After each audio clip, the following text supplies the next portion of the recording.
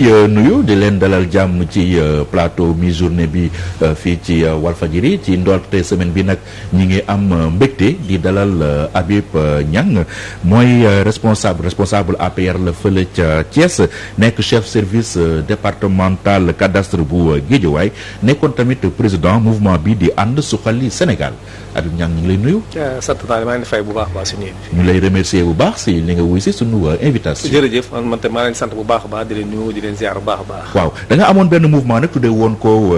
ànd suxali Sénégal finalement nga dem seeyal ko ci biir APR gannaaw ba nga rencontré président de la République ci benn audience lan moo xewoon ba nga jël décision bu mel noonu. waaw jërëjëf d'abord balaa ma commencé damay nuyu ñëpp di la sant di la gërëm si invitation bi di nuyu ñi nga xam ne maanaam ñoom ñoo sabul yëpp di nuyu borom kër gi di nuyu ñi nga xam ne ñi ngi seetaan nii di nuyu particulièrement population thiessoise. loolu comme noonu nga xamee rek ñun d'abord balaa ñuy créé ànd soxla Sénégal ànd soxla Thiès la woon mouvement boo xam ne la 5 ans mu ngi si terrain 4 ans mu ngi si terrain di liggéey lu ñu tax a jóg mooy liggéey suñu gox ñu créé ko di accompagner son essence le président Macky Sall parce que lu waral loolu mooy le président dafa posé acte yu bëri à Thiès nommé ay ministre nommé ay DG mais Thiès dafa des nu bëri changé wul si wàllu emploi si wàllu bëri quoi infrastructure. mun na dafa ñu seen liggéey. ñu ba def ñu seen liggéey. si loolu ñun ñu am idée boobu ak ñi nga xam ne maanaam ñoom ñoo jege président wax ñu si loolu ñu créé benn mouvement pour jàppale si président Macky Sall ni créé mouvement bi mais li mu leen wax mooy mouvement bi mouvement politique lay doon mais indépendant mais social lay doon dañu bëgg mu mouvement bu doon lu ko yëkkati woon mooy jege askan bi si wàllu mouvement bi te dem seeti les groupements des femmes parce que tey dëkk bu koo ko fal jigéen moo ko fal ñu seeti groupement des femmes surtout la jeunesse si yàlla def ni on a yàlla may ñu lu mot 3 téeméer ak genn wàllu groupement de femmes wuy si ñi ni formé leen ñu def leen ay savon eau de Javel di leen jàppale ni mun demal seen bopp parce que ñun dañoo wax ñu ne amuñu moyen mais dañuy jàppale dañ leen jàngal nu ñuy nappee jën si loolu tamit ni seeti suñuy rakk yi étudiants yi waxtaan ak ñoom sensibiliser leen ba Thiès waay am suñu benn cofel ni créé mouvement bi ñu fi jógee nag yàlla def aussi ni commencé dugg si gox bi Thiès yëpp di sensibiliser la population foofu am mbënd si wàllu inondation yi nga gis ñu on était présent avec la population di la accompagner avec des moyens personnels avec des relations surtout des particuliers des gens yoo xam ne qui nous accompagnent pour nii wala là yaakaar naa mbënd bi mu amee inondation yi gis ngeen ñu ñëpp on était présent sur le terrain di accompagner si loolu tamit ni dem yàlla def président de la République gis action yi nga xam ne ni ngi posé à travers le Sénégal boo xoolee à Guédiawaye à Touba président recevoir une audience bu ñu recevoir la première chose qu'il a nous a demandé félicité ñu action xam ni nga koy posé li may ñu ne ko nag ñun lenn moo ñu ñëw président ànd ak yooyu jàppale la mais duñu la lu la neex yàlla mu bu président ne man li ma gën a la mooy ngeen ñëw dugg biir APR. c'est vrai bu ñu wax ñun on n'était pas du tout d'accord xam nañu ko frustration biir APR y a tout le temps des problèmes à gauche à droite ñun xamuñu loolu. gars yi siisuñu la. waaw mais siis am na moom. siis nañu moom vraiment ba doon sànq moom waaw mais ñun moom dañuy fidéliser si ay nit kenn moo ñu ñor rek. mooy son excellence le président Macky Sall biñ ko bu ñu waxee ñun ñu këmmaloo ko ñun amul benn problème parce que dañoo dem ne bon kii amul base amul dara amul ñeenti nit yaakaar naa président bu ñëw Thiès ñu li ñu mën mobiliser amul kenn ko mën a mobiliser si loolu man seen boppam président recevoir ñu le vendredi ma wax bi ñu recevoir vendredi leeral naa ko nag aussi dëkk bi doxul président bu la gars yi wax leen ni dëkk bi dox na ndax nañ la réew mi doxul ma ne ko nag vraiment posé acte yu bëri acte dafa laaj suivi si wàllu jeunesse bi man maa ko njëkk wax ma ne ko président man maa informé la khalife général des mourides bi may def meeting à Mbacké mu ñaanal ma moom laa njëkk a gis mu recevoir ma soog a dem def meeting Mbacké ma ne ko informé naa sëñ bi pour mu ñaan xale yaa ngi jël seen di ngi jël gaal bi parce que liggéey amul Sénégal nañu fexe xale yi toog. ba ngay wax président ni réew mi doxul fekk coow li affaire Ousmane Sonko bi. non amul woon sax kenn xam su ko ne ça fait li may wax nii léegi ay 2 mois 3 mois bi mu koy wax ça fait 2 mois juste bi mu koy wax affaire amul woon alternative si loolu. c'est président aussi ne ku baax la ku bëgg Sénégal la mais léegi boobu bi moo bëri il faut que tamit ni koy fàttali di ko jàppale. ah nee nañu monsieur l'homme le mieux informé. mais xam na ñun loolu mu information kenn jotu ko ci Sénégal il a toutes les informations du Sénégal mais li nekk si bopp bi mooy bëri parce que fu mu toll xool Sénégal nu muy avancé xool nu mu tudd ay financement pour les routes xam ne dañ ko war a tàmbali ainsi de suite donc affaire bi loolu moo tax léegi bu ñu waxee na man ko président man sa bopp léegi nu may décidé ma mu ne ma ne ko comme yow laay jàppale mu ne man de bu doon sam sa nga dugg après ma ko amul benn problème si loolu boo xoolee il m'a reçu le vendredi parce qu'on a fait 1 heure temps et demi dans son bureau waxtaan maanaam moom rek ak yàlla ma leeral ko moom si xam naa mu may dégg waxuma ko lu jëmee si man li mu ko wax mooy askan bi laa ko wax xam na ko parce que bi mu ko jàppale xaw ma ko si loolu boo xoolee le mardi ma wootee parce que ñu on a un groupe bu xam ne tey bu ma soxloon léegi 1000 personnes à Dakar gars yi jël fekk si ma Dakar xam naa ñi ma yore ñan la à Thiès fi ñu ma teg le mardi laa wootee benn meeting place de France kenn xamul ni fa toll si doomu aadama amul kenn xam ne jox naa la dërëm Thiès ñëpp ñëw seen bopp propre gré parce que xam nañu ko Habib Niang bu ñëw wut ne ma ne leen désormais mouvement bi léegi dugal nañu ko biir APR. ñëpp d'accord si man parce que xam nañu man du mu leen dugg si ay bêtises du mu leen dugg si ay caaxaan xam nañu ko Habib Niang parce que bi may politique di jàppal askan bi yaakaar naa xaw ma président Macky Sall donc loolu moo tax nag ba dugg biir APR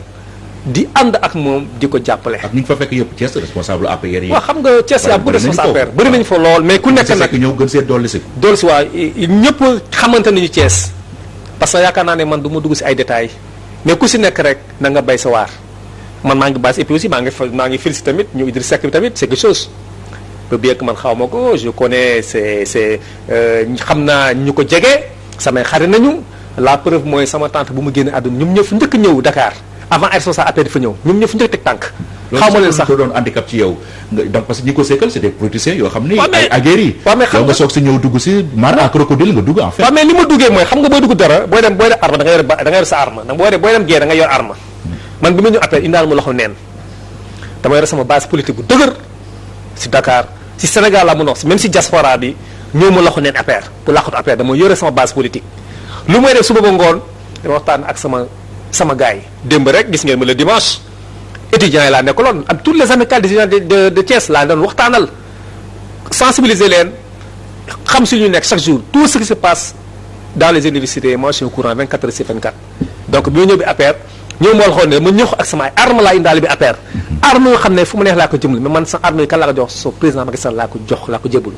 waaw dinañ ñëwaat léegi ci politique bi à Thiès ak say ambition notamment peut-être pour la mairie de Thiès et tout ça mais ñu waxtaan ci li nga wax léegi nga ni yaa njëkk teel nga wax président que ni réew mi doxul que ndaw yi amuñu liggéey ci lan nga sukkandiku woon jamono jooju pour wax ko loolu bi may wax président parce que aussi nit boo ko jàppale da nga ko jox at da nga koy dooleel parce que président sax posé na la question ne la mais yow j'ai vu que fan nga jël ay moom président man dama am ay relation xam nga tey man j'ai fait 20 ans dans le BTP 96 laa commencé liggéey nekk à la CSE nekk un jeune technicien génn 96 pratiquement toutes les routes du Sénégal bokk naa si ñu ko liggéey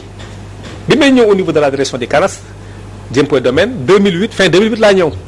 donc j'ai fait 20 ans d'expérience si le BTP voyage naa fu nekk à travers le Sénégal xam naa dëkk bu nekk lan mooy seen cosaan lan la ñu dundee et puis dëkk bu ma dem aussi je crée d'emploi parce que bu ma dem en tant que chef de service bu ma dem nekk chef de département si au génie civil wala tey topographie wala foncier damay jël ay waa dëkk bi ni liggéey si gox bi ma fii ma nekk ba chantier bi jeex Kolda j'ai fait Touba j'ai fait Mbacké def naa Mbour ainsi de suite Ziguinchor fu nekk Linguère fu nekk fu ma dem rek je crée d'emploi maa ko njëkk informé la situation avant lii di am ma ne ko jeunesse bi sonn nañu mu ne mën na laa ma ne ko léegi benn mbir rek président boo ñu doolelee yaakaar naa ne tey lu bëri dañuy fa dañ président parce que ñu on crée d'emploi on a des relations tey boo xoolee pratiquement jëlal au niveau de fi nga xam ne foo laa cosaanoo mooy Fouta à Matam j'ai créé d'emploi tey boo xoolee ak Thiès fi nga xam ne foo laa milité dëkk Thiès màggee Thiès sama njaboot yëpp nekk ay doomu Thiès on a créé ce qu'on appelle ay liggéey emploi parce que Thiès jeunes yu bëri amuñu qualification mais dañ leen def ay formation en qualification comme ay réparation de portable ku si pare di ubbi la benn kees ngay réparer ay portable ainsi de suite yëpp ay création d'emploi la. kon li amoon barki démb ci affrontement yi et tout ça nekkul woon rek problème mu Ousmane Sonko mais dafa am nit ñu meroon nekk seen rukk ñoom ñoo génn tuur seen ber ci mbedd bi. li may faral wax xam nga li amoon da ci tombé du problème Ousmane Sonko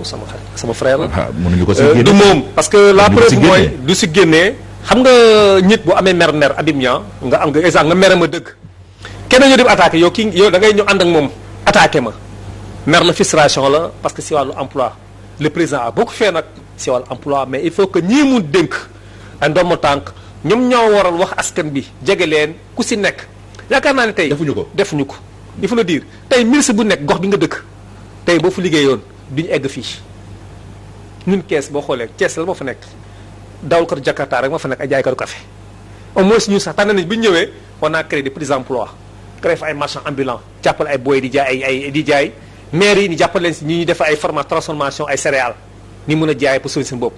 étudiants Thiès waay nekk tey à Thiès ñun ñëpp ñoo leen presque boo xoolee la majeure partie ñoo leen jël en charge à Dakar hier rek boo xoolee maa ngi woon ak étudiants tous les amicales de Ziguinchor de Bambey de Dakar yëpp ñoom laa nekk lu démb waxtaan ak ñoom conscientiser leen nañu teelu dal boo xool événement yi bu mu amee ba léegi Thiès yaakaar naa déggu leen fi tal nañu fi benn banque. lu tax loolu. non lu war la parce que lu tax ñun ñu ngi joué suñu wàll ak ñeneen ñi ngi joué aussi seen wàll ñu ngi joué ñu ngi sensibiliser la population di leen wax ne que nañu moytu parce que loo yàq rek yaa ko defaraat la preuve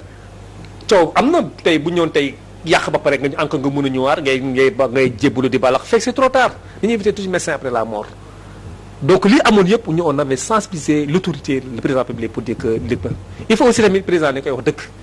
di ko leeral ku baax la ku bëgg Sénégal ñun aussi boo ànd ak moom tamit il faut être loyal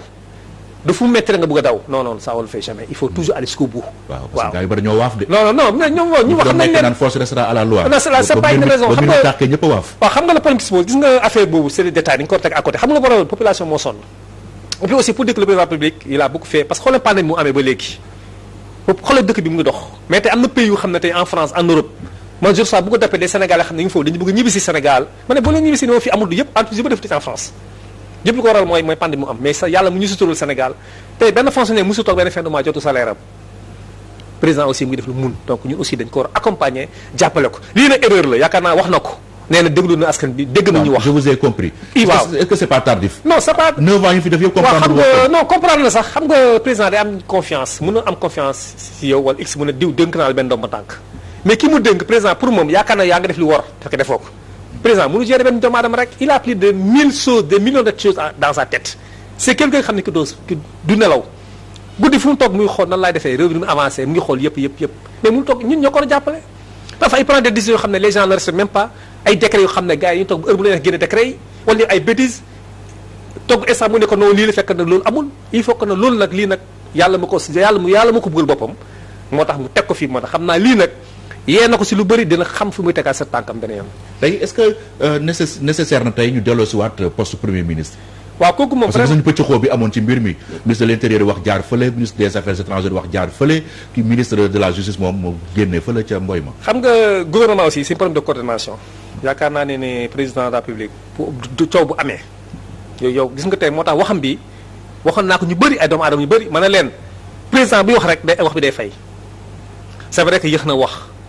ñun on a même envoyé des textos ay messages yow président waxal. mais problème mooy da ngay yóndee mais du jot affaire yi. ah bon c'est ça le problème. du portable am nga ko envoyé. non message daf ñu jox ay boole na ma ay nit yoo xam ne ko jege nee na boo ma amee dara la soxla rek jaaral si woo wax mais da ngay envoyé message duñu la dégg ça le problème. président il faut muy génn pas en temps di wax nit yi il faut aussi parfois ni conseil le président parfois mu dem dans les télés c'est important privé.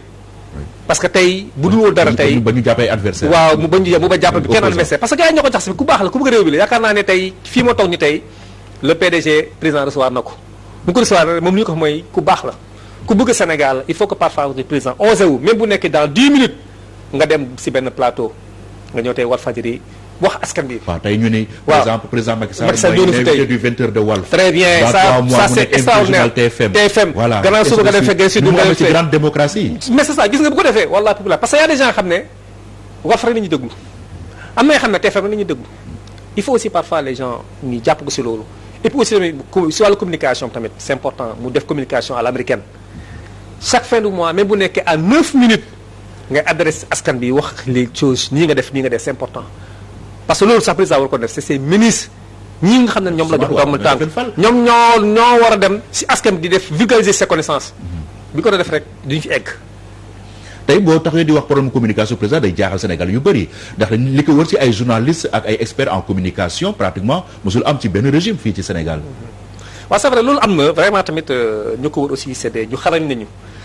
boo xoolee kii nga xam ne maanaam moom mooy Seydou Gueye ku baax ñëpp xam nañ ko si wàllu communication macha allah mais xam nga ne xel du doy. il faut toujours parfois descendre à la source c'est important ngay koo comme Edouard loo xalaat si lii waxtaan ak moom man lii de baax na nga bind xam nga nit boo ko jàpp da nga ko jàpp si dëkk parce que lu gën a bon mooy da nga ko di non man xamoon naa lii pourtant wax naa ko de c'est pas ça il faut toujours le conseil nga jàppale ko et puis aussi boo ko jàpp tamit même bu nekk day patax àndal ak moom nga àndal ngeen demandoo mais nii non xamoon naa ko de tu te retires c'est pas responsable ça donc communication moom macha allah quoi. léegi président digle na ni dina teg ci table bi lu toll ci 350 milliards ngir répondre urgemment ci difficulté population bi surtout nag jeunes yi yan levier maintenant la ñu war a mën a activer pour jeunes yi mën a jot ci financement yooyu. yaakaar naa ne président li mu ko ñaan mooy bu koy teg na ko teg ci ay loxo yu wóor et puis mu teg ko tamit ci ay loxo yu xam ne tamit ay doomu sénégalais nañu purement fi nañu génnee ñu xam Sénégal xam nga tey man du ma nekk Habib Niang ma soxla benn directeur cabinet bu xam ne fii la màggee fii la juddoo parce que France la yaroo c'est pas responsable du xam lu xew ci réew bi jëlee nit bu xam ne da nga koy xam ne ñëpp xam nañ France tamit waru nekk handicap. waaw non sénégalais non c'est ça dañu dem yokk ci xam-xam. da ngay non Sénégal y a des bonnes écoles qui sont là tey man mii de politique laa génnee man FASEG ay macha allah ay ngarañ ñu on a fait nos master ici à FASEG ni ñu génne en institut public tey lu wàllu xarañ ci wàllu infrastructure yëpp tey ñun mën nañ ko defar ainsi de suite jël aussi ay njiitu xam ne tamit ñu xam askan bi ñu xam dëkkuwaay ñu xam di communiquer ak population bi tu peux pas être ministre de la République ngay tëju sa téléphone rek il faut que un ministre doit être joignable à tout moment to écouter parce que da ngay sóoraale démb tey fi nga nekk nii ginnaaw yàlla tey ñun ñoo population moo tax ni fal la donc yow dañ doit être accessible et proche aussi de la population tamit dégg lu ñu wax nga à présent démb dama seet diw lii la ma wax bu ñu ko def rek dégg nga moo gën di teg fi di jaxase président noonu la diw laa dafa lay compte diw lii diw laa. di ko utal ay noonu ay noonu. parce que président si xamul tamit il faut que ni bañ ko utal ay noonu jàppale ko surtout jàppale ko c'est le moment difficile nga xam ku sa waay. pourtant ay mécanismes de financement yu bëri nañu fi depuis bu président Macky Sall ñëwee au pouvoir ba léegi lu su mel ni ay DER ay fonds JIP ak lu su bëri yoo xam ne dañ leen déjee pour ñu utal ndaw yi liggéey wala encadrer leen ci wàllum entrepreneuriat ba léegi problème bi daal la mënu réglé wu loolu naka lañ ko mën a expliquer. xam nga lu waral loolu benn bi aussi c'est de communication ay lieu de leadership parce que tey yaakaar naa ne bu ñu la dénkee ay ndomba tànk jox la ay financement lu gën a rafet mooy da nga war a dem gox bu nekk seeti leen waxtaan ak waa gox bi dugal si les leaders d'opinion même les activistes nga dugal ñëpp waxtaan ñu ko ne booy lii la def qu'est-ce que vous en pensez mais boo nga jël benn groupe rek groupuscule ngay waxtaan nga ne non yéen laay financé yéen dama leen financé man mi tey li ma def bi à Thiès j'ai des relations j'ai des amis je suis dans le fossé parfois j'ai fait de la consultance j'ai même dit au président public il m'a posé la question mais yow fa nga jël ma ko président man j'ai fait de la consultance parfois damay toog nit am un projet de lotissement si benn région woo ma ne ma man j'ai fait le projet il me dit que voilà je donne 2 terrains 3 terrains je prends les 2 terrains je 3 je donne ça à des amis je prends les 2 je le vends ma def ko si askan bi je crée d'emploi sur ça ñun on a musuñu gis DER on a fait tellement de demandes à travers des financements surtout pour les femmes mais rien n'a été fait. te DER loolu mooy liggéeyam. loolu mooy liggéeyam jàpp nañu président il faut le dire logiquement ak ñeneen y a aussi tellement d'agences yu président créé yëpp nag pour le bien de la population le président a beaucoup fait. il faut dire la vérité Macky def na lu bëri noonu kenn. mais responsabilité am ci échec boobu est-ce que mën nañu ko ci génnee. parce que moom dafa war di évoluer. waaw mais xam nga évaluer. waaw les politiques publiques d'emploi. waaw lii la soxla bu si doxul mu changer ko. xam nga nit motul moo tax wax na ko ci message am nee na il a tiré des leçons je pense que nag bi yoon nag président dina xam ñan la fi teg ñu fi warul teg affaire amul du sentimental la parce que tey bu gars yi ñoo ko fal. et puis lu gën a grave mooy na bàyyi xel la jeunesse c'est important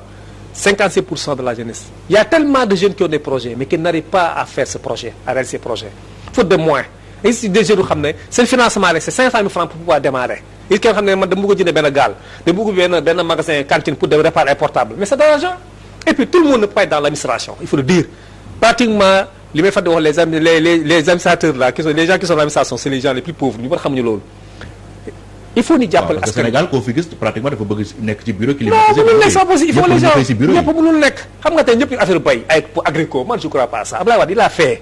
ay gona fii. nga moo ci agriculture. non parce que nguur gi foofu la basé. non mais il faut que non foofu rek ndaw yi dem liggéey ci non mais tey duñ ko nangu. am na jeunes yoo xam ne tey dañuy collaborer fii tey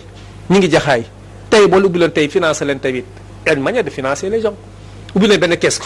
ni fay réparer ay portable dafa defar ay ventilo nga financer leen tey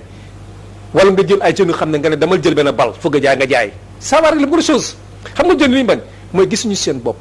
il faut le dire la vérité loolu la bu amee nag dañu fépp génn loolu il faut loolu tamit dafa laaj tamit politique de approche de la population nga jege askan bi di la wax li mu am et puis aussi ñi tam bu la yàlla séddee lu ndaw même bu nekk dërëm de ko séddoo ak population parce que population ñoo tax tey ba président teg la fi tey fi nga nekk ça c'est léegi 350 milliards yi président digg nag naka la ñu mën a def ba mu egsi si ndaw yi nga xam ne ñoo ko gën a soxla loolu moom je pense que président na ko dégg na ko teg si ay loxo yu wër mu créé ay agences yoo xam ne différentes agences. agence yi am na ba pare non agence yi mu créé man bu doon maay moom gis nga ces agences là yëpp daf leen di dissoudre il faut le dire la vérité ils ont échec la da leen dissoudre mu jël fi benn agence boo xam ne maintenant tout niveau mu et puis mu waxtaan si ay xarañ ñu xarañ tamit ñi nga xam ne vraiment ay jeunes yoo xam ne ñu jox ay xalaat bu ko defee dina avancer parce que ku si nekk yaa ngi commencé coow nañ dellu à l'agriculture mais y a des jeunes yoo xam ne xamuñu bay tey boo leen jëloon pique pelle sax duñu ko def il faut prendre des jeunes yoo xam ne qui sont responsables et puis aussi képp ku ñu financé ni xam li ñu leen financé lan la bay day développé réew mais nag am na leneen aussi y a des jeunes yoo xam ne dañu ngi si affaire agriculture ñii ni ngi si affaire poulailler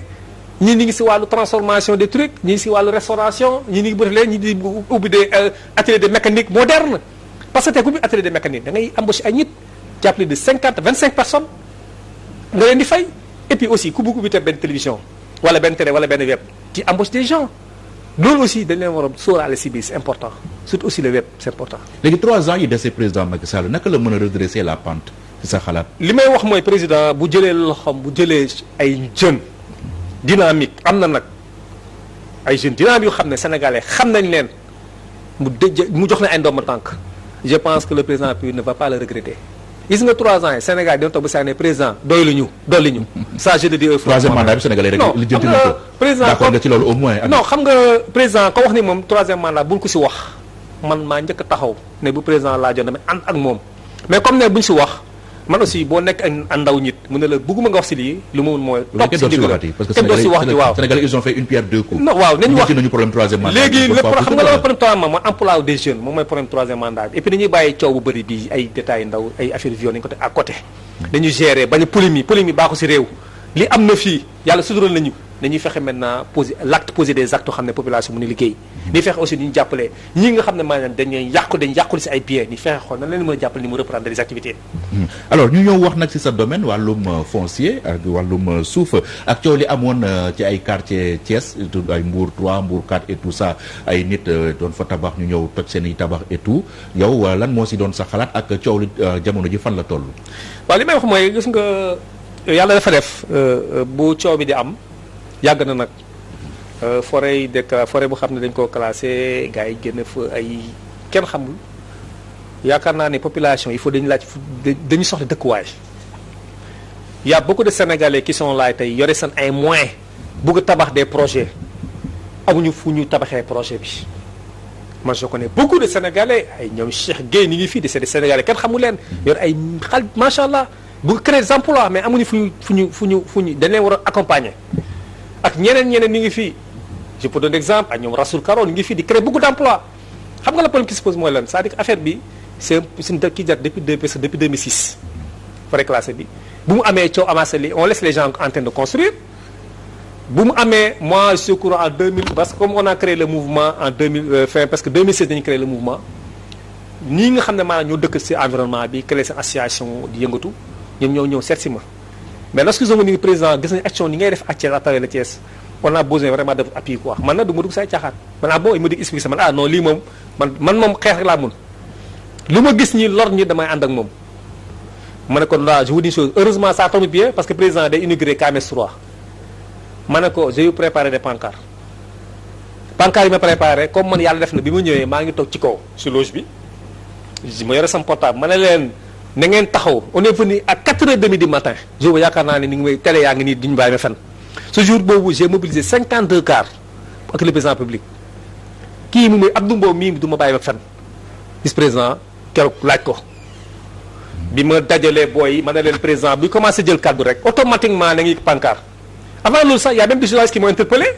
fekk man je faisais de la démagogie ma ne mais qu'est-ce que tu en penses de problème que le président public va prendre des mesures par A ou B pour régler ce problème parce que président bul injustice dans ce pays bul ko tooñ bul ko ñu lor bugg ko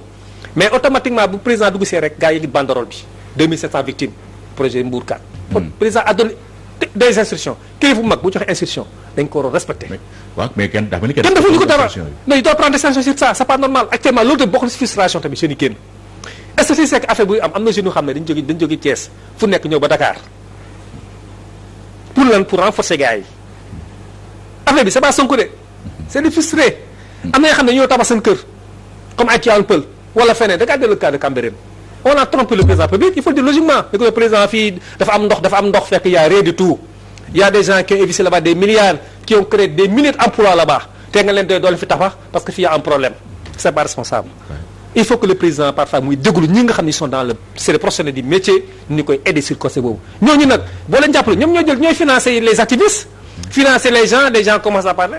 le président jox na si ay instructions mais malheureusement instructions yi mu jox nag moo indiwul commencé di toj ay kër tey ciment ñëpp xam ne ciment yombul bu ñu tojee kër nag gars yi mobiliser fii mais heureusement ñun on a un peu maîtrisé la situation ba léegi les choses sont en cours de déclassement. léegi mairie Thiès bi lan moo ci say ambition. waaw yaakaar naa ne jërëjëf man ba léegi man je suis candidat mairie de la zone nord. parce que tey zone nord. presque pratiquement pas de ville parce que Thiès y a 4 arrondissements mu juumul boo xoolee zone nord mu gën a ëpp si Thiès gagné zone nord ma gagné Thiès. y a fu nga xam ne y a plus de 350 000 habitants et puis on connaît la population ni ñu dundee coono bu ñu daj foofu. man j'ai fait des infrastructures j'ai fait l'assainissement je connais la mentalité des gens qui habitent là-bas je sais que comment faire pour pouvoir régler ce problème si loolu la ma population bi ne ma bu ñoon siñu saga président nga porter sa candidature man na nag dugg naa si parti nag parti dafa am kilifa c'est le président Macky Sall si le président ba porté je pense que ñoom on peut prendre la mairie s'il me dit maintenant président toogal fi mu la yemal fi mu la yemaloo je resterai là où je suis mais je sais que la population wax nañu seen bopp ñoo ko wax ne mën nañu bëgg a porter candidat pour ma nekk maire de la zone nord boo xoolee chaque jour que Dieu fait la population ñu ngi sur le terrain même commerçant yi nekk biir Thiès bu ñu amee ay problème si Habib Niane yi daw pour wóotu waxtaan man. mais pour nga nekk maire il faut que élection am ba léegi kenn xamul élection locale kañ lay am loolu est-ce que du anomalie ci démocratie bu mel ni bu Sénégal. waaw c'est vrai xam nga aussi boo xoolee y a des contextes moo tax élection yi xam nga tey ni ngi jóge si corona bi feebar bi mu ngi fii ñu ñaan yàlla vraiment tamit affaire bi wàññeeku bu baax a baax si loolu tamit fichier bi aussi il faut ñu xool fiabilité fichier bi.